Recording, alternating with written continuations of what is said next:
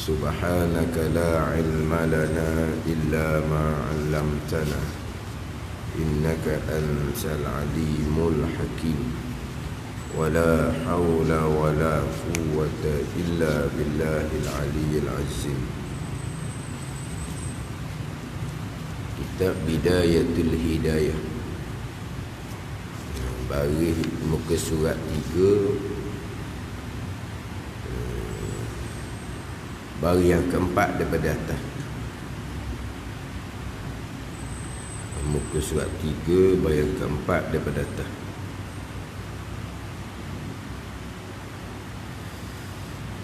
Qala al-muallif rahimahullahu ta'ala wa nafa'ana bi'ulumihi amin. Telah berkata yang ampunya karangan. Dimula situ. Telah berkata yang ampunya karangan. Hak sebelum tu terjemahan kepada la haula wala quwata illa billahil aliyyil azim. Dan tiada daya pada meninggalkan maksiat, dan tiada upaya pada berbuat ta'ah melainkan dengan Allah yang maha tinggi lagi maha besar. Habis itu habis permulaan Bidayatul Hidayah bagi Syekh Muhammad Zain. Ni barulah nak masuk kepada matan Ummul Barahin karangan Syekh Sanusi. Dimula dengan telah berkata yang ampunya karangan. Telah berkata yang ampunya karangan, tuang kitab lah. Tuang kitab mana ni? Tuang kitab matan Ummul Barahin. Siapa tuang kitabnya? Ampunya karangan Syekh Sanusi. Situ. Jadi sebelum masuk kepada matan dalam kurungan-kurungan tu, Syekh Muhammad Zain tuang kitab Bidayatul Hidayah dia akan sebut beginilah. Dan telah berkata yang ampunya karangan, Bismillahirrahmanirrahim. Gitu.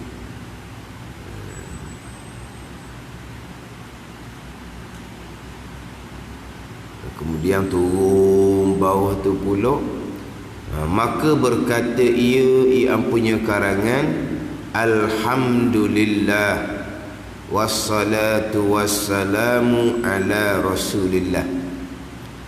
Telah berkata yang ampunya karangan, Bismillahirrahmanirrahim. Kemudian turun sebaris, dua baris, 3, 4, 5, 6, 7. Maka berkata ia. Maka berkata ia tu atau pada kata memulai ayat sebelum tu, tak apalah. Maka berkata ia ampunya karangan. Apa kata ampunya karangan pulaknya?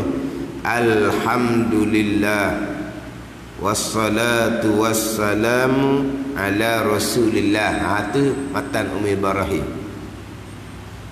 Turun bawah lagi tu, baris yang ke-11 daripada bawah. I'lam annal hukmal aqliyah yanhasiru fi salasati aqsamin. Tu matan Ummul Barahin. Ni. Biasa kadang-kadang kalau orang dia takut tukar, dia maka betul. Warna kuning ada, warna tu dia pakai tanda. Maknanya manakah matan Ummul Barahin, manakah terjemahan serta syarah huraian kitab Bidayatul Hidayah. Sebab kitab Bidayatul Hidayah karangan Syekh Muhammad Zain menterjemahkan dan menghuraikan matan Ummul Barahin. Matan Ummul Barahin kecil je. Sebab tu kadang-kadang di satu-satu muka surat tu tak ada pun matan Ummul Barahinnya. Sebab apa? Satu-satu matan Ummul Barahin ni huraian dia panjang, kadang-kadang beberapa muka surat. Cuma kita nak tahu je lah. Nak tahu hak ni hak matan Ummul Barahin Kemudian terjemahan dan huraian kitab Bidayatul Hidayah. Gitu je lah. Mana kita kata kok nak tahu kedudukan lah, bukan kata pakai strik gitu tak lah. Cuma kalau kita jenis tak apalah, tak peduli tu, kita nak ambil ilmu je. Ambil ilmu lah juga. Tapi sekurang-kurangnya kita tahu juga hak perjalanan kitab tu sendiri. Telah berkata yang punya karangan Syekh Sanusi dalam kitab Matan Ummul Barahin, Bismillahirrahmanirrahim. Ni hak mula kitab Matan Ummul Barahin. Kita di surat 2 terdahulu ada dah Bismillahirrahmanirrahim. Tu Bismillahirrahmanirrahim bagi kitab Bidayatul Hidayah. Ni masuk kepada Bismillahirrahmanirrahim hak Matan Ummul Barahin. Kemudian Bismillahirrahmanirrahim hak Matan Ummul Barahin ni tidak didatangkan terjemahan. Ada dah. Dia tak ada terjemahan dah. Sebab sudah didatangkan terjemahan hak Bismillahirrahmanirrahim tu. Hak di awal kitab Bidayatul Hidayah. Hak awal kitab Bidayatul Hidayah muka surat 2 tu kan. Bismillahirrahmanirrahim. Wa bihi nasta'in. Alhamdulillahilladzi dalla biwujudihi jami'ul kainat. Pun terjemah dengan nama Allah yang maha murah lagi mengasih akan hambanya, aku memulai kitab ini. Itu terjemahan kepada Bismillahirrahmanirrahim. Wabihi nasta'in diterjemah dengan, dan dengan dia, dengan Allah kita minta tolong. Terjemahan tu ada dah sebelum tu. Jadi terjemahan Bismillahirrahmanirrahim telah didatangkan. Telah didatangkan.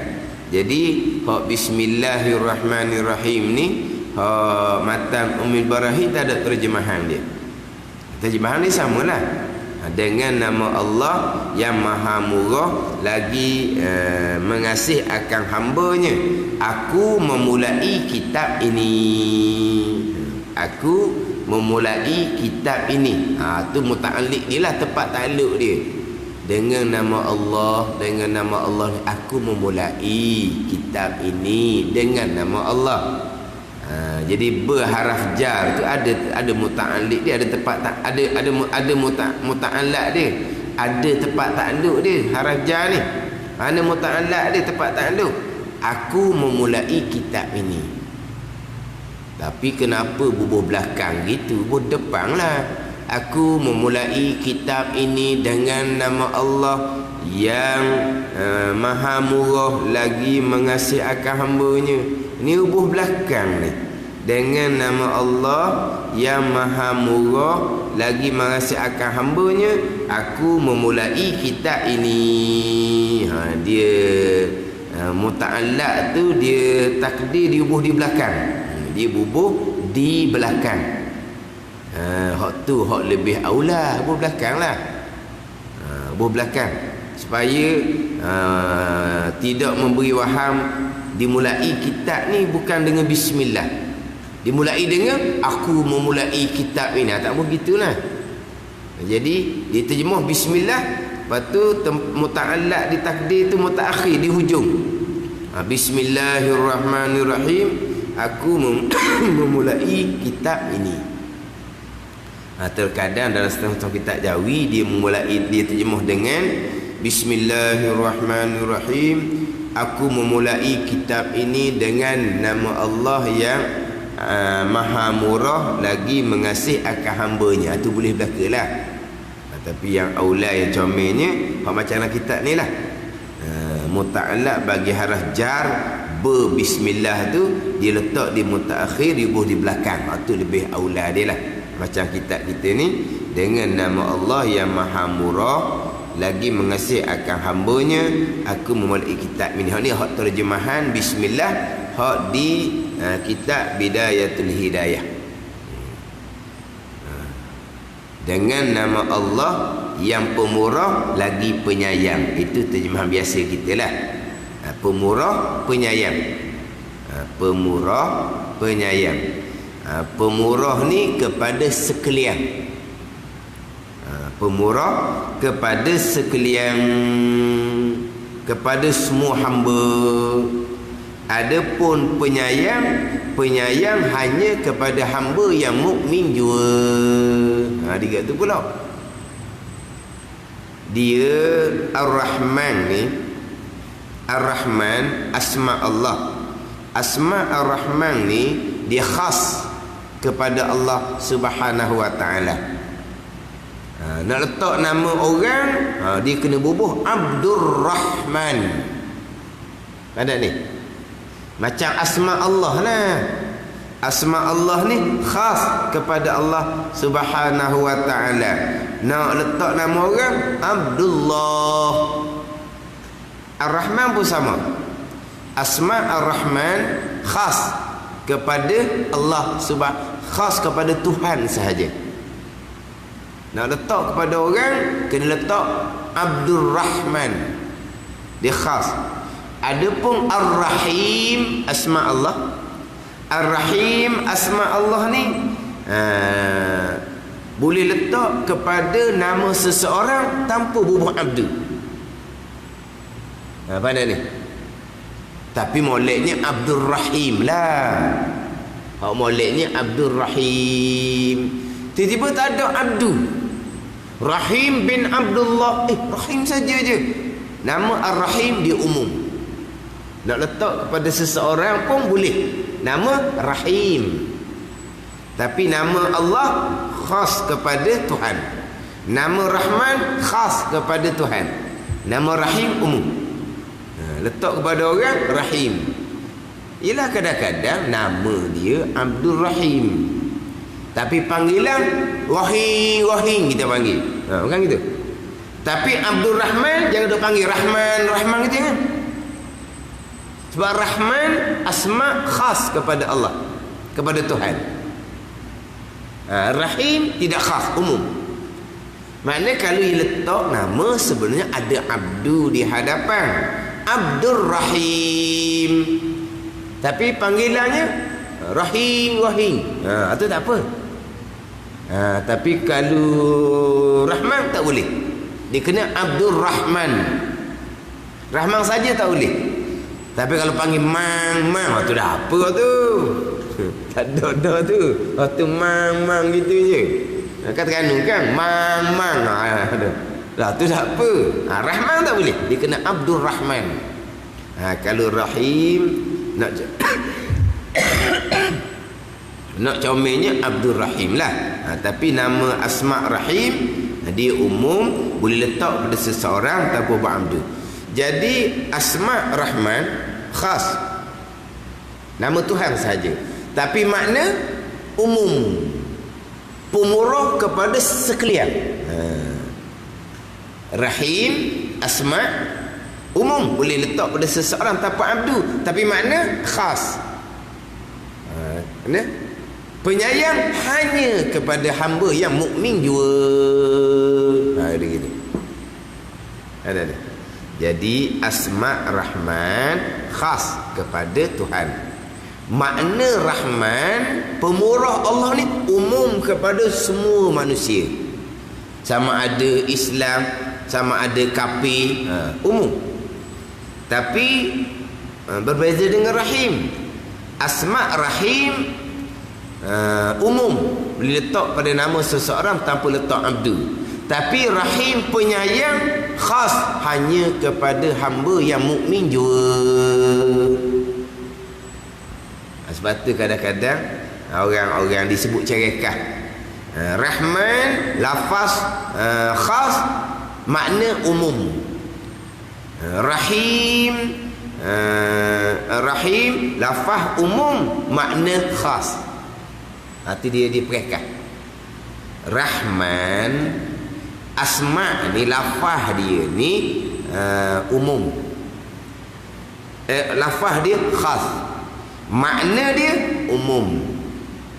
Adapun Ar-Rahim asma tu lafaz Rahim umum, makna khas. Faham tak? Ar-Rahman, asma Rahman ni hanya khas kepada Tuhan je.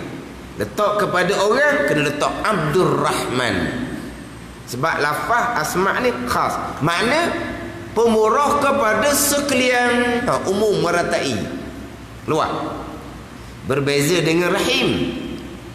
Asma Rahim, lafaz Rahim umum, meratai, meluas. Boleh letak kepada seseorang dengan nama Rahim saja, tak ada abdu, boleh. Ada pun makna Rahim khas, tertentu saja. Khas tertentu. Apa makna khas tertentu? Penyayang hanya, ni khas kepada hamba yang mukmin jua. Itu khas. Jadi Rahman lafaznya khas. Nah, asma khas, tentu Allah juga, kepada Tuhan juga. Tapi makna Rahman am, makna umum, pemurah Tuhan ni kepada sekalian.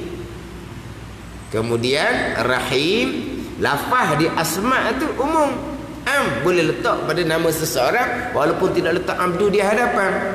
Tapi makna Rahim khas, tertentu saja, tidak umum. Tertentu makna apa? Penyayang hanya kepada hamba yang mukmin juga. Ni antara asma yang kita duk guna pakai semua ni. Kita kena tahu jugalah sedikit. Jadi Rahim lafaz yang khas, Rahman lafaz yang khas, Rahim lafaz yang umum. Kita nak pergi pada makna. Makna Rahman umum, makna Rahim khas. Makna Rahman ni pemurah Allah kepada sekalian, kepada sekalian hamba. Mana? Sama ada hamba tu mukmin yang soleh, mukmin yang asi, derhaka, ataupun kafir. Allah Ta'ala pemurah kepada sekalian di atas dunia. Jadi orang-orang yang derhaka kepada Allah, tambahan pula orang-orang kafir tu, dapat bagai-bagai tu, itu daripada kemurahan Allah. Bukan daripada kasih sayang Allah, bukan. Bukan bererti seseorang dapat bagai-bagai. Seseorang dapat bagai-bagai. Ni datang daripada kasih sayang Allah Subhanahu wa ta'ala. Tidak. Kasih sayang Allah hanya kepada hamba yang mukmin jua. Kasih sayang Allah hanya kepada orang yang mukmin jua. Rahim Allah hanya pada orang mukmin jua. Sebab Allah Ta'ala hanya kasih pada orang mukmin. Innallaha yuhibbul muttaqin. Allah Ta'ala kasih kepada orang yang muttaqin, orang yang bertakwa. Serendah-rendah takwanya at-taqwa an-syirki, terpelihara daripada menyekutukan Allah, dengan makna mukmin. Allah Ta'ala hanya kasih kepada orang mukmin jua. Walaupun mukmin itu derhaka sekalipun, Allah Ta'ala kasih. Bila Allah Ta'ala kasih, luah rahmat Allah Subhanahu wa ta'ala, luah kurniaan Allah Subhanahu wa ta'ala, yang mana atas kehendak Allah, tahta masyiatillah, atas kehendak Allah, orang mukmin yang derhaka, Allah Ta'ala ampuni, masuk syurga direct. Tapi ini atas siapa yang dikehendaki lah. Wa yaghfiru ma duna dzalika liman yasha, dan mengampuni oleh Allah Ta'ala akan dosa selain daripada menyekutukan Allah bagi sesiapa yang ia kehendak.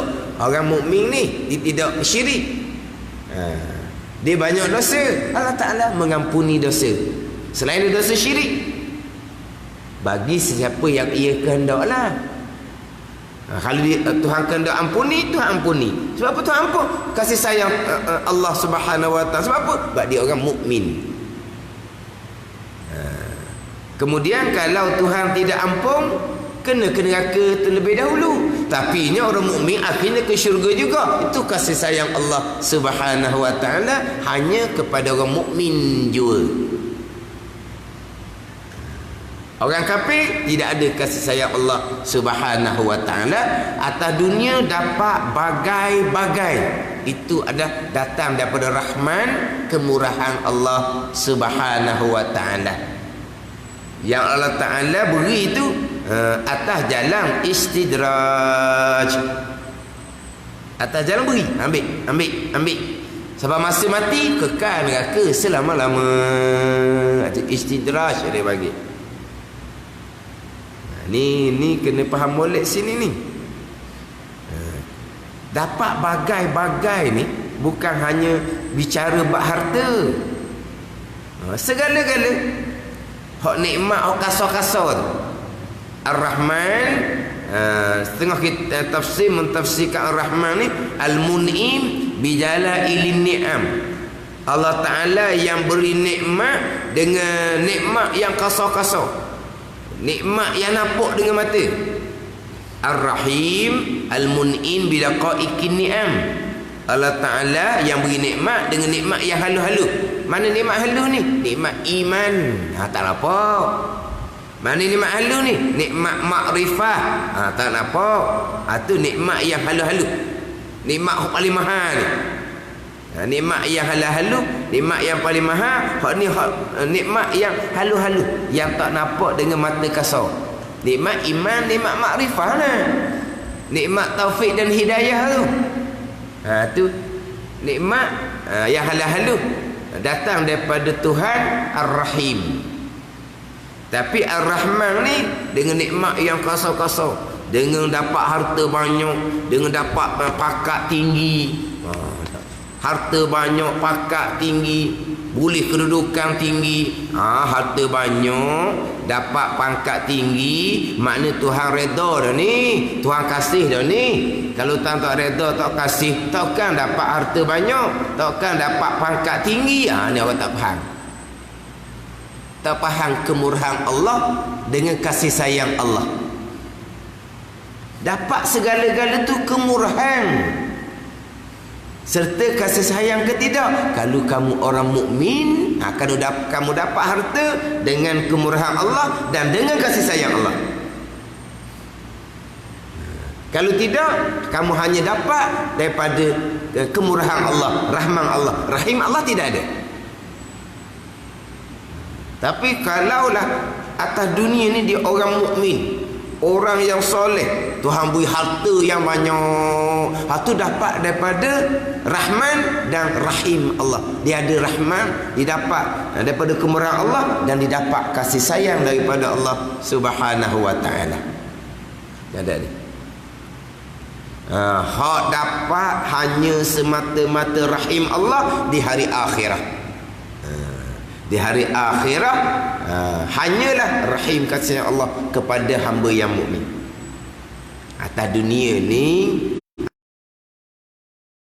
kepada orang mukmin, kemurahan tanpa kasih sayang kepada orang kafir. Hak dapat bagai-bagai. Kalau kita kira dengan dunia sekarang, hak paling banyak harta, hak paling berkuasa orang kafir. Dia dapat tu. Siapa yang beri semua tu? Kenikmatan tu siapa yang beri? Daripada Tuhan yang bersifat dengan Ar-Rahman. Kenapa Allah yang pemurah ni beri pada orang yang kafir seumpama tu? Sebab dunia ni tak ada nilai di sisi Allah Subhanahu wa ta'ala. Kalulah dunia ni ada nilai di sisi Allah Subhanahu wa ta'ala, Nabi kata kalau dunia ni ada nilai, walaupun hanya nilai yang tu seberat sayapnya jamuk sekalipun, nescaya Allah Ta'ala tidak akan bagi orang kafir minum air walaupun seteguk sekalipun. Kalau dunia ni ada nilai di sisi Allah, termasuklah air tu, dunia lah tu ada nilai, nescaya Allah Ta'ala tidak akan beri minum kepada orang kafir walaupun hanya seteguk air. Kalau dunia ni air umpamanya ada nilai, tak ada nilai kan Allah Ta'ala bagi sebanyak-banyaknya atas jalan istidraj. Atas jalan istidraj ni, istidraj kalau saya mengaji dulu biasa tu terjemah dengan permua. Kita ni tak pernah faham mana sebut permua. Kalau budak mua kita faham tak? Tu budak mua tu anak mua. Budak mua. Manja dah lalu dah dipanggil mua ke apa? Jadi mua budak tu. Mua ni jadi dah beri. Punah budak tu nanti. Sebab apa jadi mua tu? Dia permua ni maksudnya beri sampai masa mati seksaan selama-lamanya. Tu kan? Beri atas jalan tipu daya lah panggil permua. Dia ginilah. Hak biasa tu buat misalnya, buat misal ayam. Ayam kampung, ayam daging. Ayam kampung ni malam-malam gelap. Tak ada nak makan. Ayam daging malam dipasang lampu. Jadi ayam daging ni boleh makan siang malam. Kalau tengok situ, tuang ayam ni kasih pada ayam daging ya, sebab boleh makan siang malam. Dah makan gemuk sembelih jual. Tu. Ayam kampung ni siapa kesudah tak sembelih. Pakai mampu gitu je ayam tu. Sayang ni tak mau sembelih. Tapi diwi makan tak sebelum malam. Dah gelap tu. Hak rebang hak ayam daging tu malam dipasang api tu. Ayam lagi kata, tuang sayang kat aku dah. Sebab apa? Malam boleh makan. Siang malam boleh makan. Kerana tuang nak cepat gemuk, cepat boleh sembelih, boleh jual. Gitulah lebih kurang. Beri. Bukan sayang nak sembelih.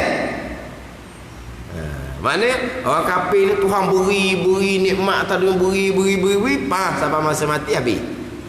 Seksaan selama-lama. Itu atas jalan istidraj. Itulah kata kita kena faham sini, jangan kita beranggapan kita dapat harta banyak, kedudukan tinggi, dapat kejayaan, dapat kemenangan atas dunia, dapat pangkat. Mana Tuhan redha, Tuhan kasih sayang kepada saya. Jangan. Itu benda dunia Tuhan beri je lah. Nak pangkat Tuhan beri, nak kedudukan Tuhan beri. Sebab apa? Tuhan beri atas kehendak Tuhan, datang daripada kemurahan Tuhan. Sebab itu benda dunia ambil pakat. Tu'til mulka man tasha' wa tanzi'ul mulka mimman tasha'. Allah Ta'ala mengurniakan kerajaan kepada sesiapa yang Allah kehendak, dan Allah Ta'ala cabutkan kerajaan daripada sesiapa yang Allah kehendak. Kehendak Allah, redha Allah tidak berlaziman. Itu balik pada ilmu tauhid kita pula. Kehendak Allah, redha Allah tidak berlaziman. Kalau kita mengaji berbicara sifat iradah, dia akan pecahkan kepada kehendak Allah, redha Allah, tahu Allah, suruh Allah. Dia ada 4 perkara situ. Hak Tuhan kehendak tidak mesti Tuhan redha. Hak Tuhan kehendak tidak mesti Tuhan suruh. Tapi pastilah Tuhan tahu hak kehendak ni. Tuhan kehendak berlaku perkara maksiat, Tuhan kehendak, tapi Tuhan tidak redha. Tuhan tidak suruh dengan maksiat tu, tapi kehendak. Ada ni. Jadi kehendak Allah dengan redha Allah tidak berlaziman. Naik mana-mana kerajaan itu kehendak Allah. Redha hanya kepada yang mukmin, yang soleh. Tu redha Allah. Naik kerajaan Nabi sallallahu alaihi wasallam, kehendak Allah. Naik kerajaan Nabi Sulaiman alaihi salam, kehendak Allah. Naik kerajaan Namrud, kehendak Allah. Naik kerajaan Firaun, kehendak Allah. Redha, kehendak dan redha tidak berlaziman. Dan Tuhan cabutkan kerajaan daripada mereka yang Tuhan kehendak. Mana contohnya? Jatuhnya Khalifah Utsmaniyah, kehendak Allah Subhanahu wa taala. Naik kerajaan Mustafa Kamal Atatürk, kehendak Allah Subhanahu wa taala. Dak mana Tuhan redha? Hak Tuhan redha, hak mana yang beriman, hak soleh, hak tu Tuhan redha. Kalau Tuhan redha kepada Khalifah Utsmaniyah, kenapa Tuhan cabut kan? Itu kehendak, bukan redha. Bukan mana kehendak dan redha tidak berlaziman. Terkadang Tuhan kehendak serta Tuhan redha, terkadang Tuhan kehendak tapi Tuhan tak redha. Yang kita faham, oh kita naik, kita menang, kita berjaya, Tuhan redha. Bukan, itu Tuhan kehendak. Semua tu datang daripada kemurahan Tuhan. Redha tak redha, tengoklah kita. Kita ni hak duduk tahap mana? Atau baru timbul bab redha Tuhan, timbul bab kasih sayang Tuhan. Tu cerita bab lain pula. Tapi pangkat atas dunia semuanya datang daripada kehendak Allah. Dapat pangkat kehendak Allah, dapat pangkat kasih sayang daripada kemurahan Allah Subhanahu wa taala. Redha kasih sayang Allah hanya kepada orang mukmin sahaja. Redha kepada siapa?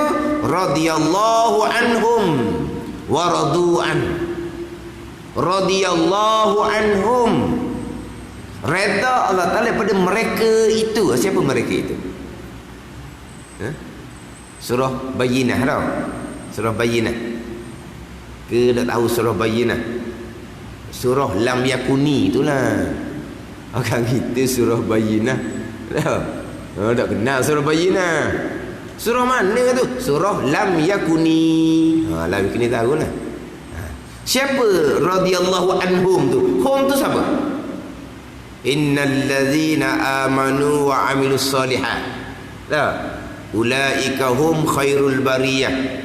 Jazaohum inda rabbihim jannatu adnin tajri min tahtil anhar khalidina fiha radhiyallahu anhum wa radu'an. Betul ayat tu tak?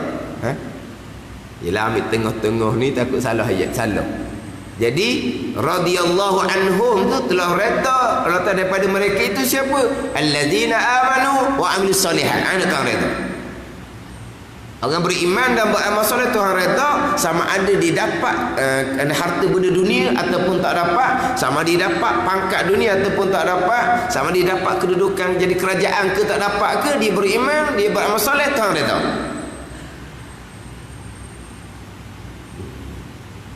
Mana kalau kata kita dapat kejayaan, kita menang, maka Tuhan redha. Kalau Tuhan tak redha, kenapa kami boleh menang? Ini orang jahil aqidah orang panggil.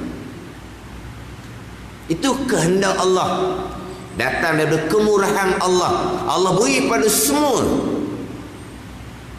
Nanti sampai masa di hari akhirat, kesemuanya akan dibicarakan di hadapan mahkamah yang terbuka di padang mahsyar.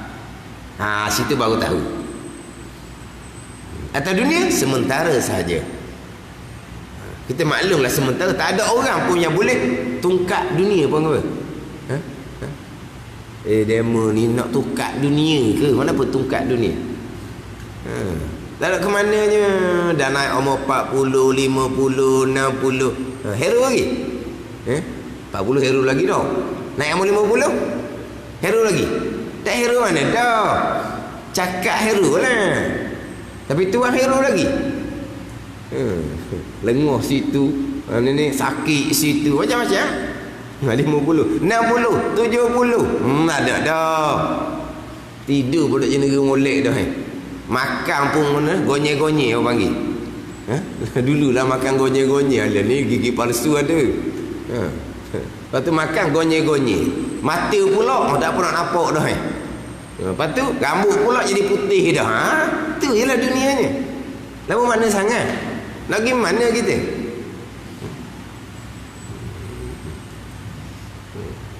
Kalau makan tak gonye-gonye pun bukan semua benda boleh makan dah. Tak boleh dah. Ni tak boleh makan dah ni. Ni tak boleh makan dah ni. Tak boleh dah. Ni nyakit banyak tak boleh makan dah. Dah gitu je lah. Ummah terdahulu ratus-ratus tahun hidup. Kita hidup 60-70 je umur ummah Nabi SAW ni. Tak tinggi mana pun. Ummah dahulu dia ratus-ratus tahun. Kata kita nak pergi ke mana?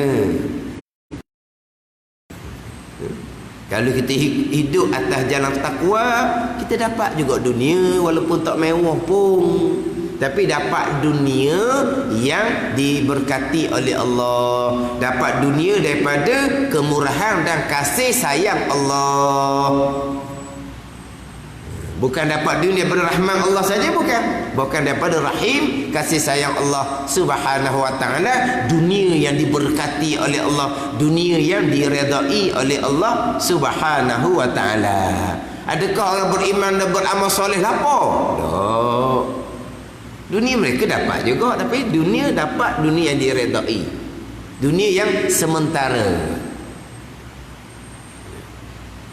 Jadi semua yang manusia dapat atas dunia ni adalah datang daripada kemurahan Allah.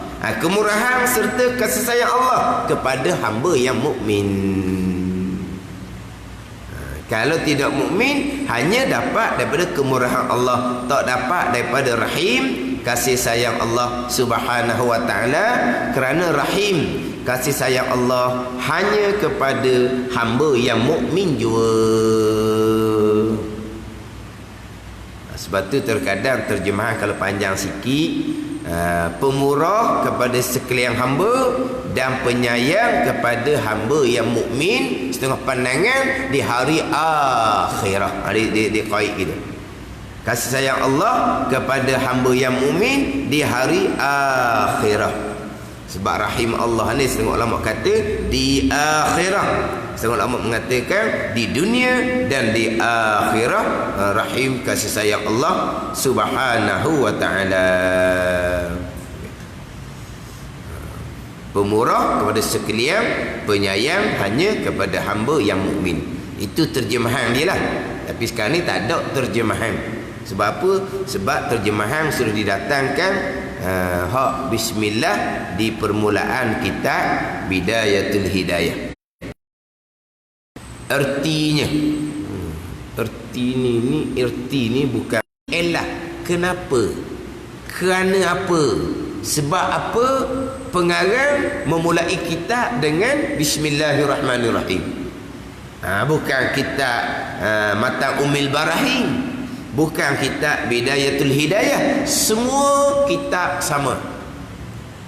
Di awalnya akan ada Bismillahirrahmanirrahim. Kalau kita terjumpa lah, kita kena letak gitu.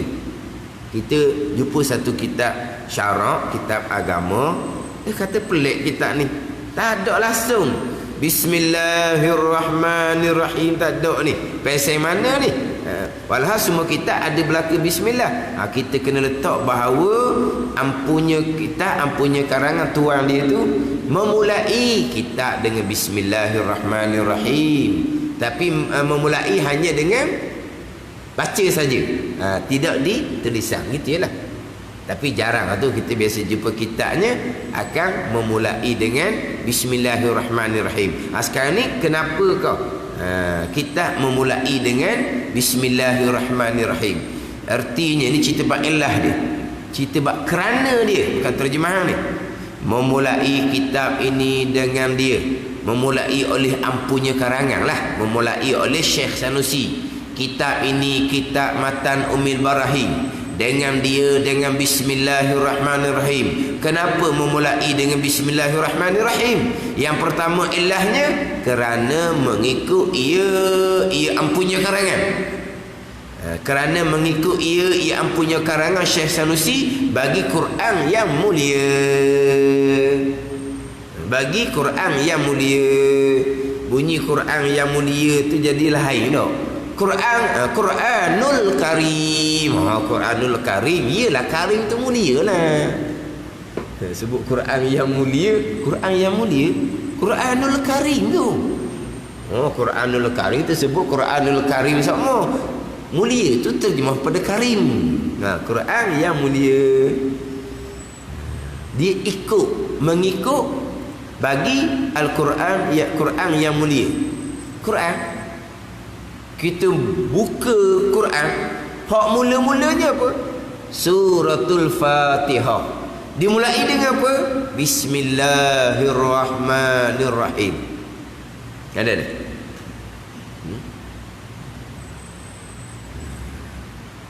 Dia dalam kalau kita tengok Quran hak ada di kita ni, dia bismillahirrahmanirrahim, dia ada wak bulat tepat letak ni nombor ayat tau. Lepas tu tak bulat nombor ayat. Dia hak tulis ayat yang pertama hanyalah bismillahirrahmanirrahim Fatihah saja, nombor 1 dalam kurungan. Adapun bismillahirrahmanirrahim Al-Baqarah, dia tidak ada nombor 1. Alif lam mim barulah bulat, barulah nombor 1. Ya, pasal tu. Termasuk bismillah juz amma tu. Juz amma tu kan? Bismillahirrahmanirrahim, dia tidak ada di situ. Bulat tu ada, tapi nombor 1-nya tidak ada. Nombor 1-nya tidak ada. Ada ni. Tapi kalau bismillahirrahmanirrahim Fatihah, dia ada nombor 1. Dia bismillahirrahmanirrahim ni ayat yang pertama bagi suratul Fatihah hanyalah mazhab Syafi'i dengan mazhab Hambali. Mazhab Hanafi Maliki ayat yang pertama adalah alhamdulillahirabbil alamin. Adapun bismillah di tiap-tiap awal surah yang lain, ayat yang pertama bagi mazhab Syafi'i juga. Pada ni. Tapi dalam Quran kita ni memang bismillahirrahmanirrahim suratul Fatihah dia tetap ayat yang pertama. Tapi sama je lah, sama ada mazhab Hanafi ke Maliki ke, mereka tetap di Quran tu bismillahirrahmanirrahim alhamdulillahirabbil alamin. Cuma bismillah tu bukan ayat Quran je bagi mereka. Tapi Al-Quran yang dihimpun oleh Sayyidina Uthman dan para sahabat, kesemuanya dimulai dengan bismillahirrahmanirrahim. Jadi maknanya Quran yang mulia, Quranul Karim ni memang dimulai dengan bismillahirrahmanirrahim di suratul Fatihah tu. Jadi kita pun ikut Quran lah. Ikut Quran. Ada ke dalam ayat Al-Quran suruh kalau nak karang kitab ni mulai dengan bismillah? Tak ada. Adakah hadis Nabi suruh mulai dengan bismillah? Tak ada. Tapi kenapa pengarang-pengarang kitab mulai dengan bismillah? Tiru ikut Al-Quran lah dia panggil mengikut Al-Quran, tiru Al-Quran. Tiru je ni, bukan Quran yang suruh. Nak karang kita mestilah memulai dengan bismillahirrahmanirrahim. Tak ada. Sebab tu kadang-kadang ulama melakukan satu-satu perkara tidak semestinya perintah tu secara terang-terang. Dalam Al-Quran dan hadis dia banyak kaedah dia untuk menyusun satu-satu perkara kebaikan. Termasuk dah Quran mula dengan bismillahirrahmanirrahim. Kitab syarak ni pula sumbernya Al-Quranul Karim. Tirulah, buat bismillah juga depannya. Jadi comel. Dah ada ke ayat Quran suruh mula dengan bismillah? Kalau karang kita tak ada. Lepas tu mula dengan bismillah, ambil buat macam Al-Quran sama. Ini cara ulama susun. Cara ulama meletakkan satu-satu perkara dan melakukan satu-satu perkara. Jadi sebab yang pertama kerana semata-mata tiru ikut Al-Quranul Karim. Itu kan yang pertama. Dan mengerjakan tu atas pada mengikut. Memulai kitab ini dengan bismillahirrahmanirrahim. Kerana yang keduanya, kerana mengerjakan ia ampunya karangan bagi sabda Nabi sallallahu alaihi wasallam. Kerana mengerja ia bagi sabda Nabi sallallahu alaihi wasallam. Quran tak beritahu pun suruh mula dengan bismillah. Hak Nabi ni. Jadi buat hak Nabi ni kenapa? Buat hak Nabi kata ni bubuh ilah yang kedua. Hak kata ikut Al-Quran hanya letaklah hak Nabi kata ni Sebagai kerana kenapa memulai kitab dengan Bismillahirrahmanirrahim? Kenapa letak nombor 2? Kerana hak Nabi kata ni pun bukan Nabi suruh mula dengan Bismillah.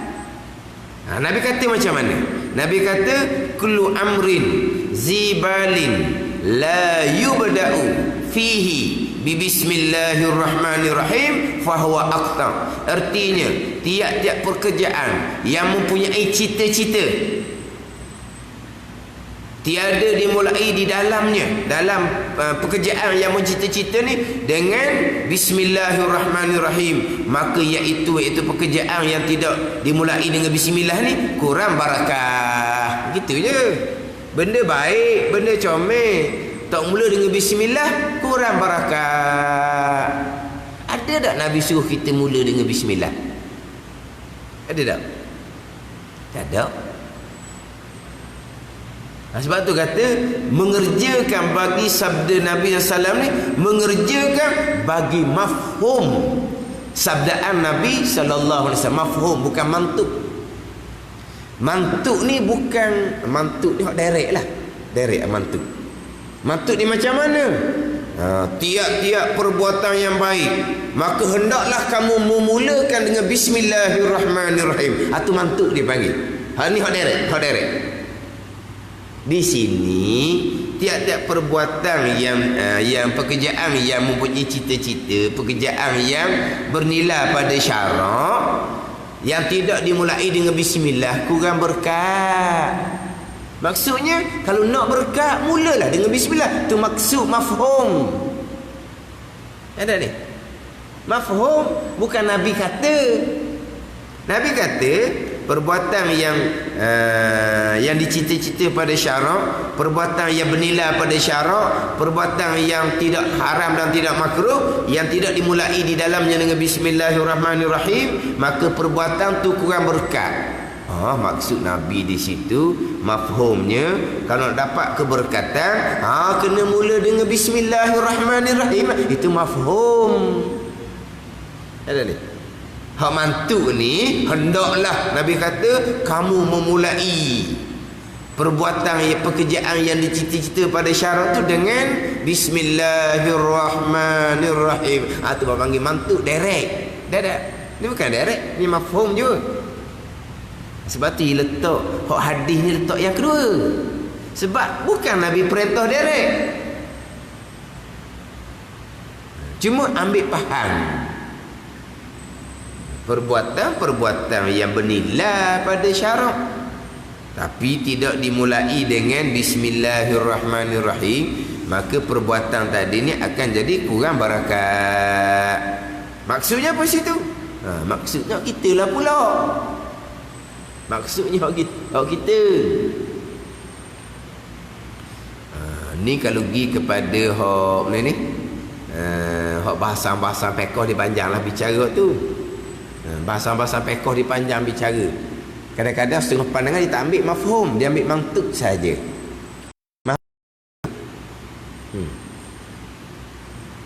Nabi kini contoh.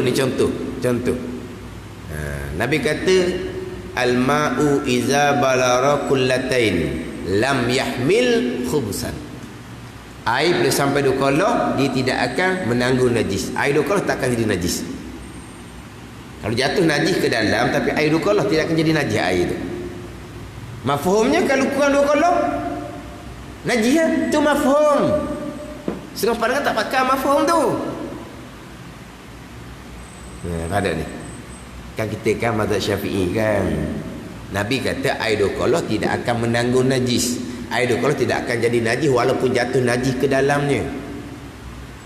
Maknanya kalau dia tak sampai 2 kolok, tak apa 2 kolok, air 1 beldi saja jatuh jadi cok suti najis. Apa 2 kolok? Ada ke Nabi kata kalau tak sampai 2 kolok jadi najis? Nabi hanya kata kalau sampai 2 kolok takkan dia najis. Kalau tak sampai, Nabi tak kata. Tak sudah tambah-tambah ada ni. Ini contoh. Lepas tu timbul khilaf-khilaf tu. Lepas tu hadis tu pula umum sangat. Air 2 kolok jatuh najis takkan jadi najis. Umum tu. Walaupun berubah air sekalipun. Dia pun ditaksis pula dengan hadis yang lain. Air suci melainkan berubah bau, rasa dan warna. Dia taksis itu pula. Kalau dua kolah pun kalau jatuh najis berubah, najis lah juga. Dia catung dua tu. Dia taksiskan dengan hadis yang umum tu. Hadis yang umum macam mana? Air dua kolah takkan dia najis. Kalau gitu kok, kalau berubah pun tak apa. Ada tak? Ambil hadis ni pula. Al-ma'u la yunajjisu syai'un illa ma ghalaba alaihi rihuhu aw ta'muhu aw launuhu aw kama qala. Air takkan dia najis, melainkan berubah. Jadi hak dua kolah ni jatuh najis takkan dia najis jikalau tidak berubah. Dia sambung dua ni. Tak apalah tu. Kalau berubah, ijma' ulama najis. Persoalan ni kalau air tak pada kolah jatuh najis tak berubah juga. Dah. Takkan dia najis walaupun tak pada kolah. Tu pandangan mazhab Maliki, pandangan Imam Nawawi. Sebab apa? Sebab dia tak ambil hak mafhum. Hak Nabi kata air pada kolah tak akan jadi najis. Kalau tak pada kolah najis lah walaupun tak berubah pun. Itu mafhum. Dia tak akan tu. Dia ambil mantuk saja. Ni jadi timbul-timbul khilaf ni. Anda ni. Jadi bagi pandangan mazhab Malikinya, kalau air tidak sampai dua kolah jatuh najis walaupun tidak berubah, maka jadi najis. Tu bukan Nabi kata. Nabi dah sebut air tak sampai dua kolah. Mafhum lah, ambil faham. Kalau air sampai dua kolah, Nabi kata tidak akan jadi najis. Mafhumnya kalau tak sampai dua kolah najis lah bila jatuh najis. Dah sudut tambahlah mafhum tu tak payah. Pakai hak mantuk sahaja. Sebab tu pandangan mazhab Maliki, pandangan Imam Nawawi, air banyak ke air sedikit je jatuh najis tidak akan jadi najis air tu melainkan berubah. Berubah sifat boleh jadi najis. Kita pandangan mazhab Syafi'i muktamad, kita maklumlah air dua kolah jatuh najis tak akan jadi najis melainkan berubah. Tapi kalau air tu sedikit tak sampai dua kolah jatuh najis, najis lah walaupun tak berubah sekalipun. Sebab apa? Sebab ambil mafhum daripada what Nabi kata. Air dua kolah tidak akan menanggung najis. Air tak apa dua kolah najis ya. Itu mafhum dia panggil. Jadi mafhum ni pun jadi ada perbezaan di kalangan ulama. Sebab tu sini beramal dengan hadis ni oleh kerana mafhum. Maka letak illah yang kedua, kerana yang kedua. Dan kerana yang pertama mengikut Al-Quran. Dia situ. Walau Al-Quran pun bukan Al-Quran suruh mula dengan bismillah. Tu sahabat mulakan Al-Quran dengan bismillahirrahmanirrahim tu kan. Mula dengan bismillah jugalah kitab ni. Gitu. Dia datangkan itu sebagai illah kerana sebab yang pertama ampunya pengarang memulai kitab Mata Umil Barahim dengan Bismillahirrahmanirrahim. Ada memulai pula yang ampunya karangan dengan mula yang kedua. Mana pula mula yang keduanya? Di bawah tu disusuli dengan Alhamdulillah. Mula juga tu. Sebab apa? Sebab Nabi bersabda kullu amrin zibalin la yubda'u fihi bilhamdulillah fahuwa aqta' juga.